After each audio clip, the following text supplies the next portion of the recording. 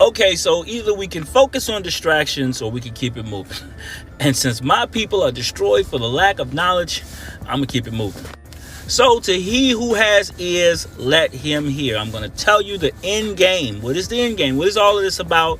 I'm going to tell you what the distractions are all about so that you are not fooled. Many creators have pointed out that we are in the midst of the biggest wealth transfer in history. Okay, so it's all about inheritance. And when you're closing the old books and you're opening the new books, what the challenge is to retain as much of the wealth as possible and to have the people who had the poverty as an inheritance in the old book also have a poverty as an inheritance in the new book. But we want to give you a fighting chance, and that's why I've come up with some very simple definitions of things that if you only remember the definition, you will not be fooled. Now, most don't know what wealth means. Wealth, according to the book Behold the Pale Horse by William Cooper, the late great William Cooper, it is defined as resources and social energy. I think that's a pretty good definition. So wealth is not money. Wealth is not riches. These things are wonderful, but they are not wealth.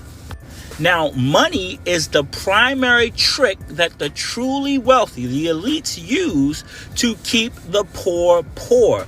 They are having you chase a medium of exchange. It's like thinking you have women because you have access to their DMs. You like, dog, I'm talking to 100 girls right now. But that's poverty because the person in those DMs does not have real women. That DM is not a woman, AI is not a woman, and money is not wealth. So let me give you a definition of wealth I want you to remember. I think it's going to be really helpful. Wealth is anything that has value when money no longer has any value. So if the dollar were to collapse today, what would still have value? That's wealth. So if you have a garden and you're growing apples, then the man at the gas station will say, hey, I can give you some gas for those apples. You have wealth. So if you want to get a pen and a paper, I've listed the 10 things that constitute real wealth. And I'm going to tell you why this is important after I list these 10 things. Number 1, family. Number 2, legacy. Number 3, safety and security. Number 4, information and know-how. Number 5, resources. Number 6, land. Number 7, property. Number 8, ability to manufacture. Number 9, talent. Number 10, reputation. Now, the dollar is bolstered on the full faith and confidence of the United States of America. But the rest of the world is getting tired of that. So the BRICS nations are saying, we don't want to play that game anymore. We want something that constitutes real wealth. Now, of course, this game began in 1933 when America moved away from the gold standard and decided that they were going to use fiat currency. But of course, this creates these bubbles, and bubbles eventually collapse.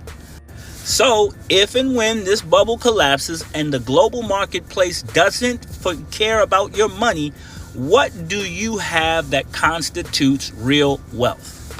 Now, people who don't have anything will continue to act poorly, and poverty of mind eventually creates poverty of spirit. So it doesn't matter how much money a person has. If a person has poverty of mind and a lack of wealth consciousness, I just listed what real wealth is, then that person is going to act poorly.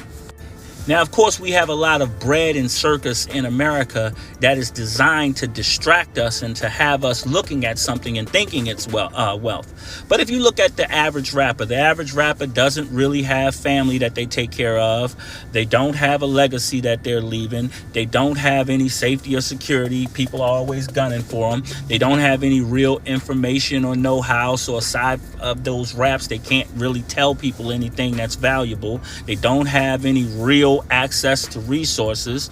The house that they built is on land that's owned by the government. They might have a little bit of property, yes. Some of them don't have the ability to manufacture. Stuff that they manufacture is manufactured in other countries. They may have a little bit of talent, and they may have a decent reputation until their reputation is destroyed by the people who own them. So if you're wondering why the hood remains the hood and the ghetto remains the ghetto, and why poverty is the inheritance of each and every generation, it is because we don't understand what wealth is. Now, countries that have moved to a communal wealth standard, those are some of the best places in the world to live right now. And places where black and brown people have historically lived, we have been tricked into accepting some kind of debt instrument as wealth, and they take the real wealth, which is the resources, which is the land, which is the people resources, and they use the real wealth. So we got to wake the hell up. But part of waking up is to stop worshiping the image of anybody else. And so that's the first trick that they play, is to have you worship an image of something other than yourself. And once that's done, they can backdoor you with just about anything and you accept it. So go back, look at that list, write that list down, and see how your wealth aligns with that particular list. And that's how you can tell just how wealthy you are. Now, you can have money, and money makes things a little bit easier for the moment. And you can have riches, and that adds to the spice of life for the moment. But neither of those things is true wealth. A truly wealthy person would be disgusted if you even mentioned money when you were talking about wealth. So think about that.